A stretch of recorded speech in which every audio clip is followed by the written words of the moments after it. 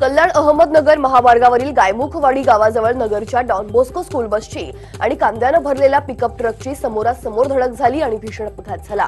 या तिघांचा मृत्यू झालाय।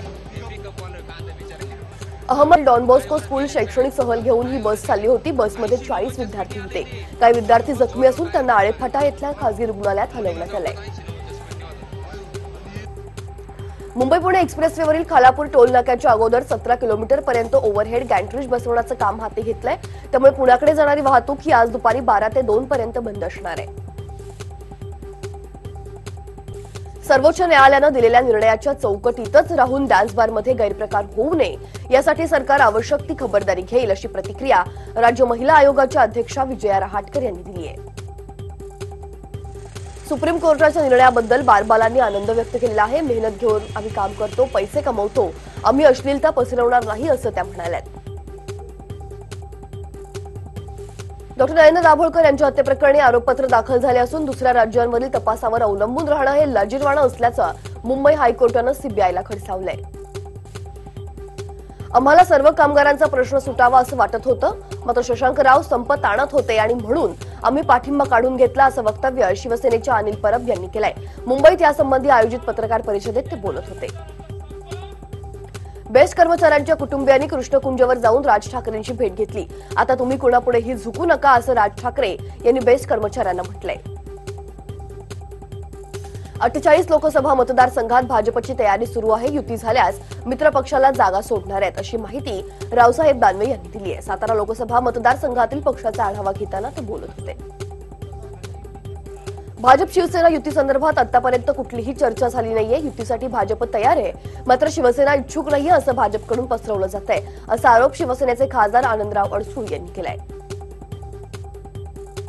जनतेला आश्वासनं द्यायची आणि सत्तेत आल्यावर त्याकडे डुंकूनही पाहायचं नाही, हेच मोदी राज्य असल्याची टीका राष्ट्रवादीचे सर्वेसर्वा शरद पवार यांनी केली आहे। बारामतीत आयोजित कामगार मेळाव्यात ते बोलत होते। बहुजनांना जनावरांसारखी वागणूक देणारी मनुस्मृती आम्हाला मान्य नसल्याचं छगन भुजबळ म्हणतात। तसंच धोक्यात असलेलं संविधान वाचवलं पाहिजे असं वक्तव्य भुजबळ यांनी केलंय। नाशिकच्या निर्धार सभेत भुजबळ बोलत होते।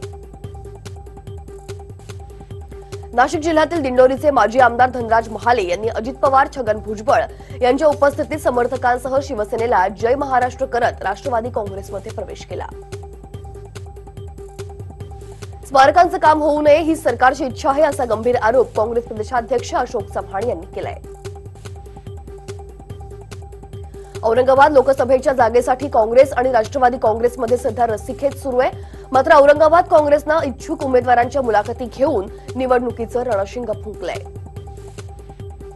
आगामी लोकसभा निवडणुकीच्या पार्श्वभूमीवर नागपूरमध्ये 19 आणि 20 जानेवारीला अनुसूचित जातीचे राष्ट्रीय अधिवेशन आयोजित करण्यात आलं। स्वाईन फ्लू झाल्यामुळे पक्षाध्यक्ष अमित शहा येणार की नाही याबाबत सध्या साशंकता आहे।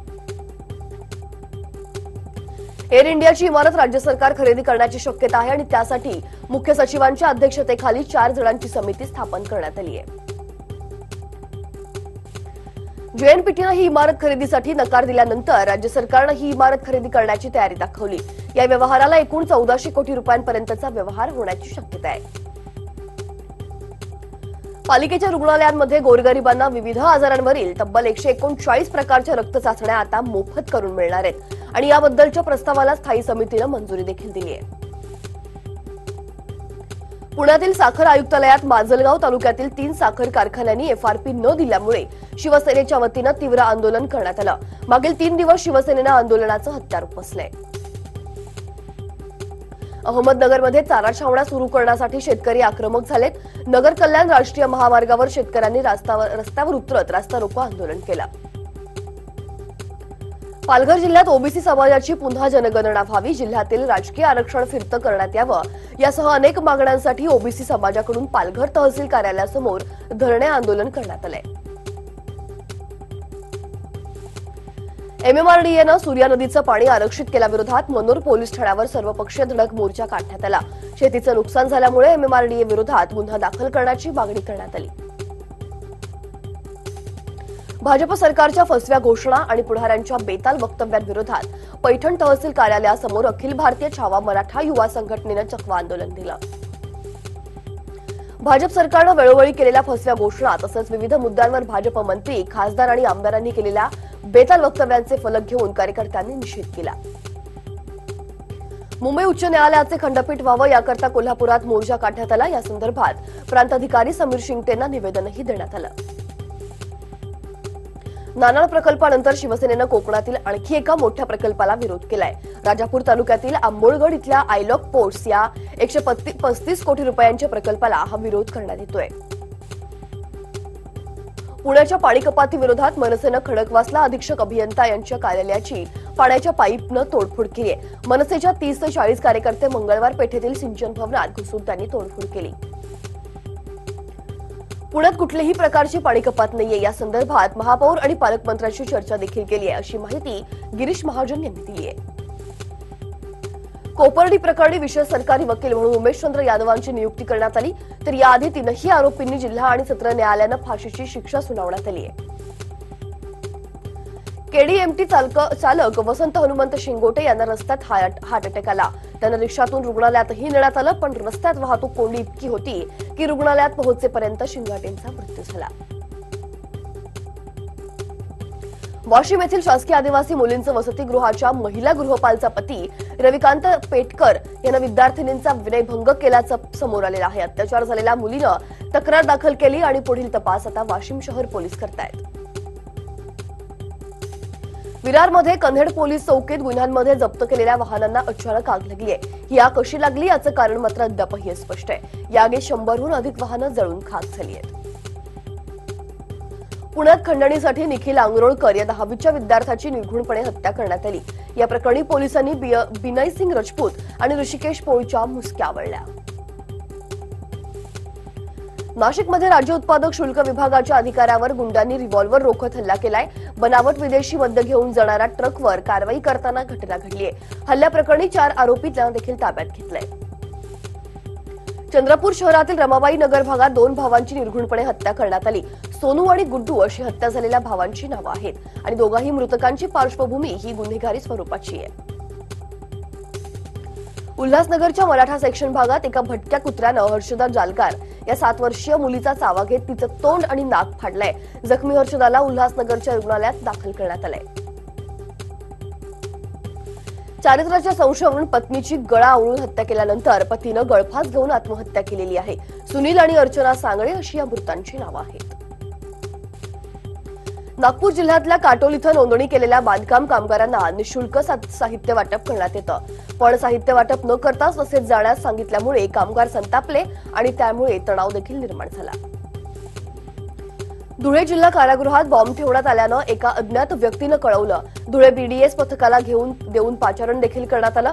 मात्र संशयास्पद काहीच न आढळल्यामुळे बॉम्ब शोधक पथकाला माघारी फिरावं लागलं. धडगाव तालुक्यातल्या भुशा इथं नर्मदा नदीत बोट बुडून झालेल्या अपघाताच्या चौकशीसाठी जिल्हा प्रशासनाच्या वतीनं समिती नेमण्यात आली आहे. 15 दिवसात या संदर्भात अहवाल सादर केला जाईल. वसईच्या गिरीज गावात एक स्कूटीवरच्या महिलेचा थोडक्यात जीव वाचलाय. ओव्हरटेक करण्याच्या नादात असलेल्या महिलेला टेम्पोची धडक लागली, त्यामुळे तिचा तोल गेला आणि संपूर्ण घटना सीसीटीव्हीत कैद झाली आहे. वाशिममधील श्रीमती साळुंकाबाई राऊत विद्यालय वनोजा इथल्या राष्ट्रीय सेवा योजना पथकाद्वारे शालेय विद्यार्थ्यांनी श्रमदानातून एडसी गावात सिमेंटच्या पिशव्यात माती भरून बंधारा तयार केला.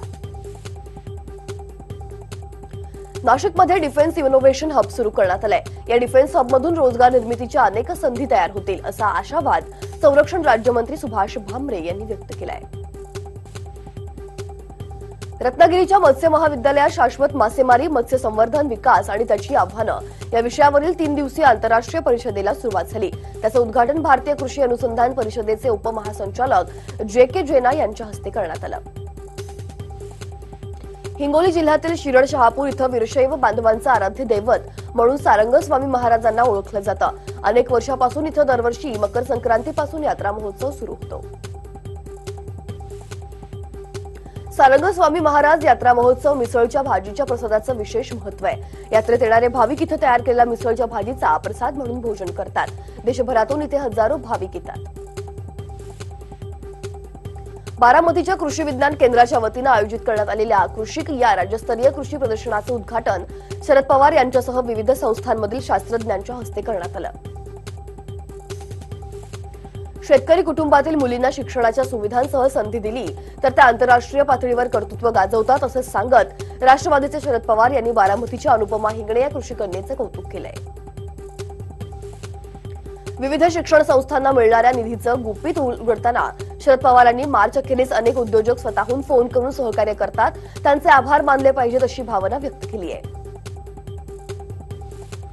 केंद्रीय वाहतूक मंत्री नितीन गडकरी यांनी पर्यायी इंधनावर भारतीय अर्थव्यवस्था प्रगत करण्याची गरज व्यक्त केली आहे. पुण्यात ऑटोमोटिव्ह रिसर्च असोसिएशन ऑफ इंडियाच्या स्वयंचलित वाहन तंत्रज्ञान परिषदेत ते बोलत होते.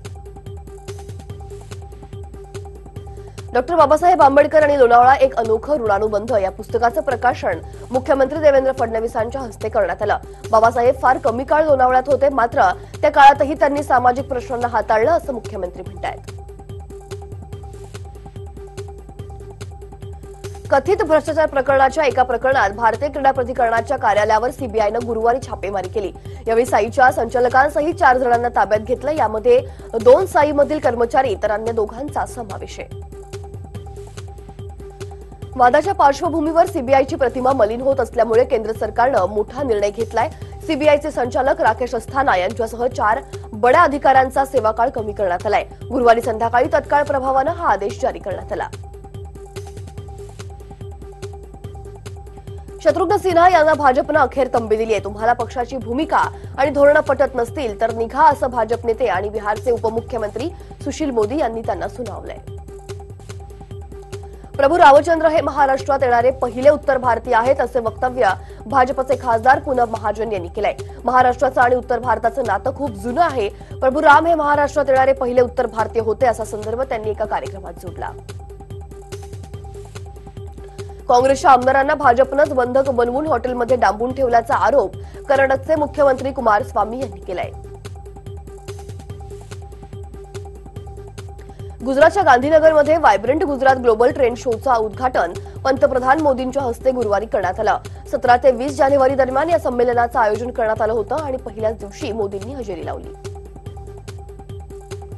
अमित शहांच्या आजारपणाची विरोधकांनी टर उडवली आहे. हार्दिक पटेल आणि बी.के. हरिप्रसादांनी अगदी खालच्या स्तरावर टीका केली. कर्नाटकच्या शापामुळेच अमित शहा यांना डुकराचा ताप झालाय असं वक्तव्य काँग्रेस नेते हरिप्रसाद यांनी केलंय. अयोध्येतील राम मंदिर निर्माणावरून पुन्हा एकदा संघानं केंद्र सरकारला डिवचलंय. सरकार व्याहक्या भैयाजी जोशींनी निशाणा साधत आता 2025लाच राम मंदिर बनण्याची आशा आहे असं वक्तव्य केलंय. अरुणाचल प्रदेशात नॅशनल पीपल्स पार्टी अर्थातच एनपीपीचे 2 आमदार काँग्रेसमध्ये सहभागी झालेत. तपांग तलहो आणि राजेश टेचो हे काँग्रेसमध्ये आता सामील झालेत. बहुजन समाज पार्टीत आपला पुतण्या आकाशला पक्षात सामील करून घेण्यासाठी अध्यक्ष मायावती ठाम आहेत. कितीही विरोध झाला तरी त्या प्रकाशला पक्षात स्थान देण्यावर ठाम असल्याचं स्पष्ट केलंय.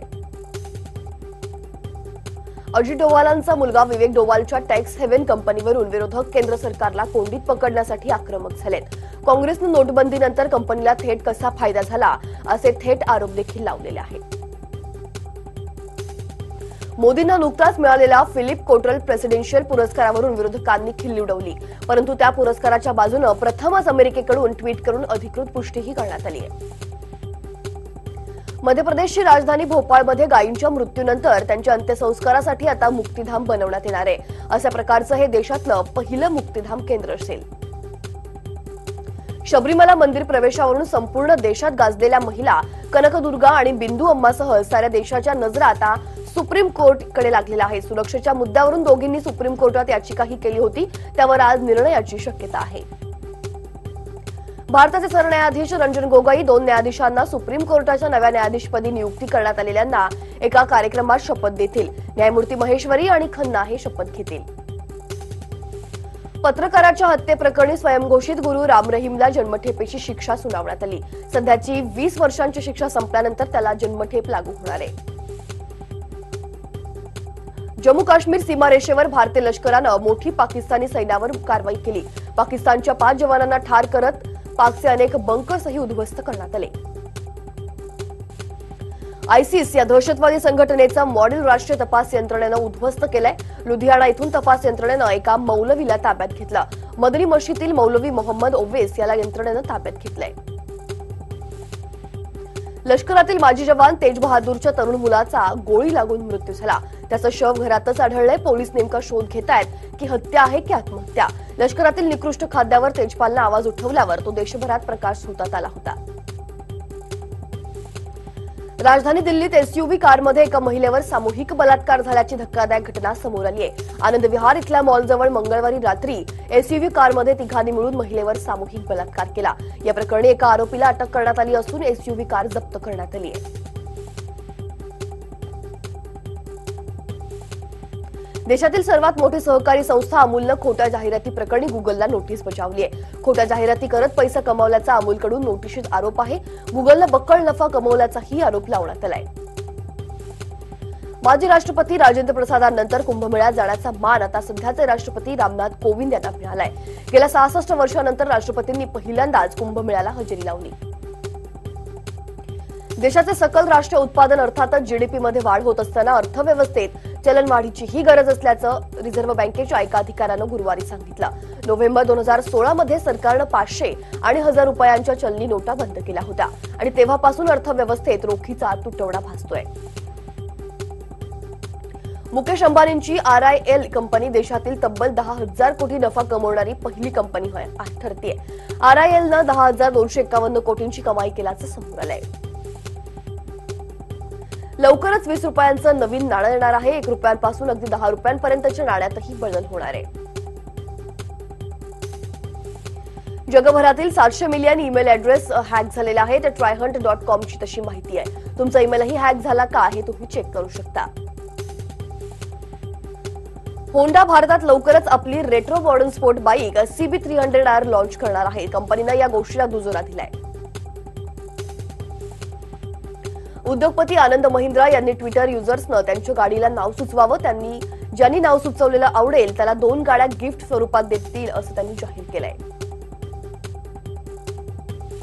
रेल्वे प्रवाशांसाठी एक खुशखबर आहे. प्रवाशांना आता रेल्वेच्या स्थितीची माहिती सहज आणि अचूक मिळू शकणार आहे. रेल्वेनं आपलं इंजिन इस्रोच्या उपग्रहाशी जोडलंय. त्यामुळे उपग्रहाकडून मिळालेल्या माहितीनुसार रेल्वेचं आगमन आणि प्रस्थानांची माहिती नोंदवणं सोपं जाईल आणि यात कोणताही मानवी हस्तक्षेप नसणार आहे. पाकिस्तानच्या सुप्रीम कोर्टानं पाकिस्तान पीपल्स पार्टीचे अध्यक्ष बिलावल भुट्टोंना मोठा दिलासा दिलाय. इम्रान खानच्या सरकारनं भुट्टोंवर परदेशात जाण्यावर लावलेली बंदी उठवण्यात यावी तसंच 35 अरब रुपयांच्या घोटाळ्याप्रकरणी चौकशीचे आदेश देखील देण्यात आलेले आहेत.